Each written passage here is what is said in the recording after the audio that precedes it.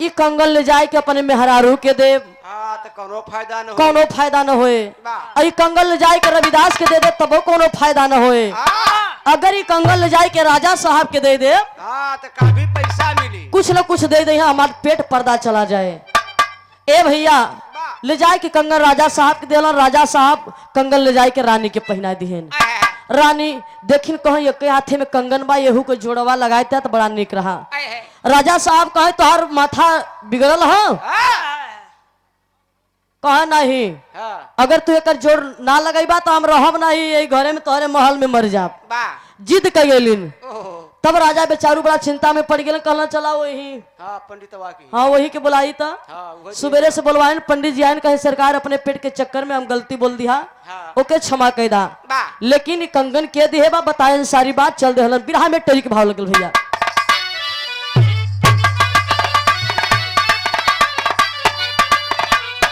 अरे कठौती में गंगा मरी हो, अरे कठौती में गंगा हो, कठौती में गंगा हमारी। तब बोले रविदास जेकर मनवा बाटे चंगा,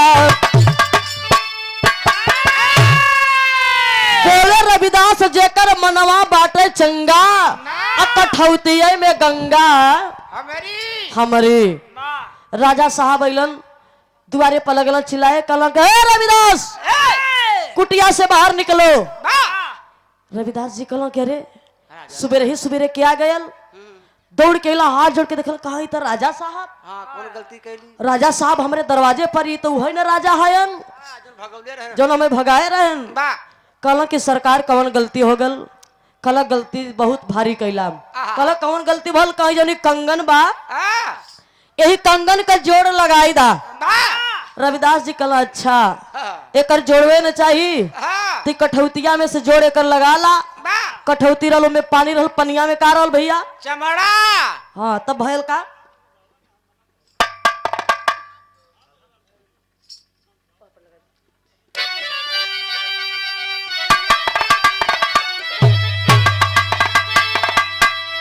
अरे भक्ति भाव से भगतन का चमकल पानी, संत जी ज्ञानी हो।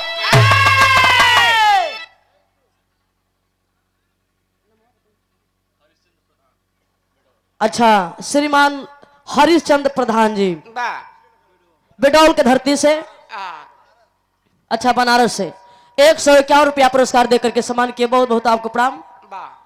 अच्छा अच्छा बहुत उपलब्धि बा, आशीर्वाद कामना बा, मालिक बनाए रखें भैया।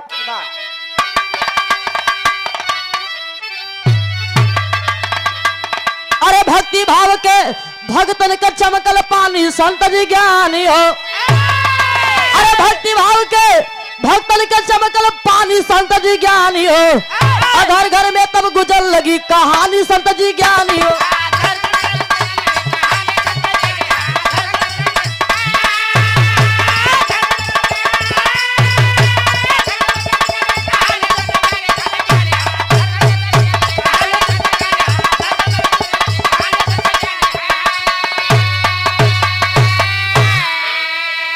अरे सुनल संत कबीर के जहवा, अरे भगतन में लगवा जाने हो। संत महर्षि चल पड़े, अरे रविदास की यजमान हो। अरे बाबा के संगवा भैली बड़ी नदानी, संत ज्ञानी हो। घर घर में तब गुजरनी लगी कहानी, संत ज्ञानी हो। ए भैया हो कठौतिया में हथवा डलन तो कंगन का जोड़ मिल गयल। एक दुठ नहीं पता नहीं कैठ मिलल। और राजा साहब सर झुका दिए, कलन के संतों में संत है तो सिर्फ रविदास जी हैं। इसीलिए कहा गया चर्चित हो गए, लोग जानने लगे, पहचानने लगे, देश विदेश में बाबू लोग मानने लगे। और इतना ही नहीं, कहां तक खबर गल भैया, अल्लाह के भाव में आ जा।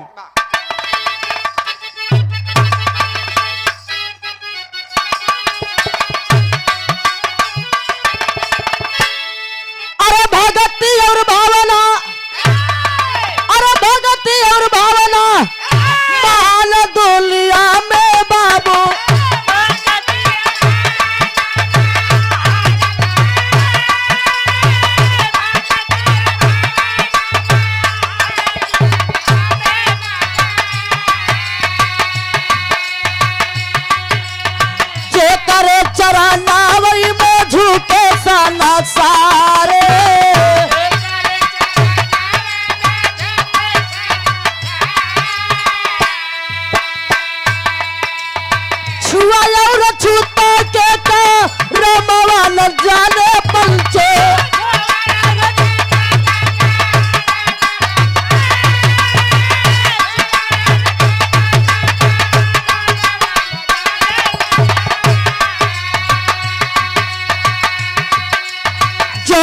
न जाने बाबू भंगी हो चमारे।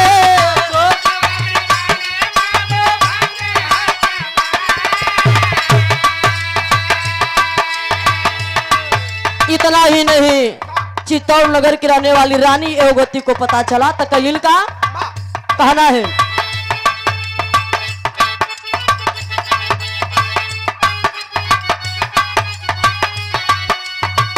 सुनली भगवती चित्तौड़ वाली रनिया भैया,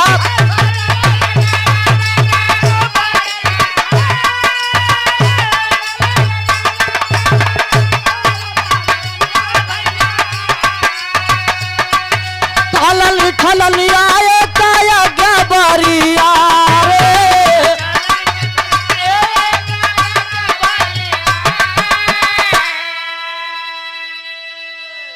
ये 10 रुपया पुरस्कार बाबूजी की तरफ से रहल, बहुत प्रणाम बा, आशीर्वाद बा।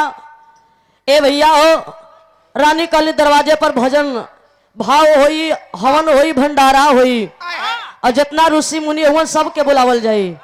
पाती सबके पास गयल बा। अयर काशी नगरी से संत श्री रविदास जी का भी आगमन हो गया।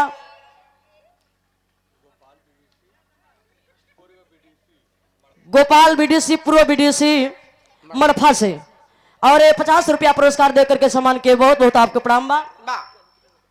सभी लोगों के प्रणाम भैया, आशीर्वाद कामना बा।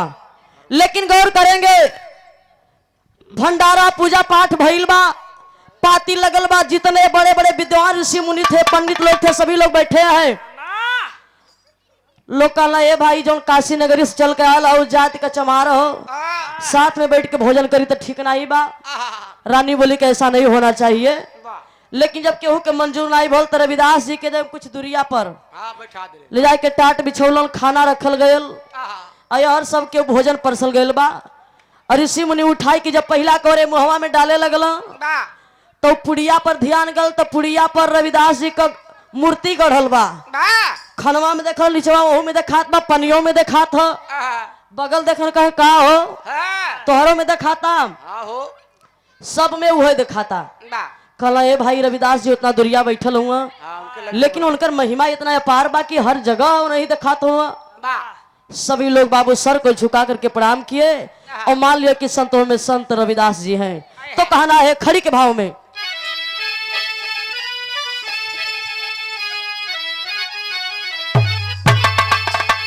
अरे महिमा अखंडी जेकर जाने लगल दुनिया सागरी, झुकल पंडाल पुजरिया काशी के नगरी।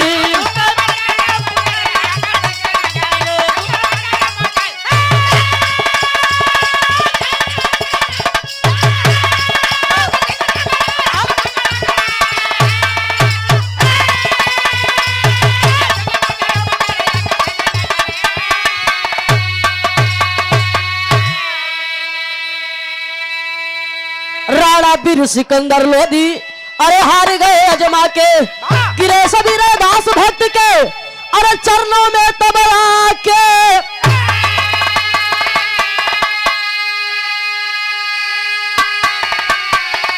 तो धन्य है अरे देवता तू पुजरिया काशी के नगर। कितने लोग जाकर के रविदास का परीक्षा लिए बाबू, डिगाना चाहे भक्ति लेकिन कहीं डिग नहीं पाया। कहना पड़ा क्या, रविदास जी बतौलन अछूत का के घीड़ा करना सबसे पाप है भारी, सब जीवों में वही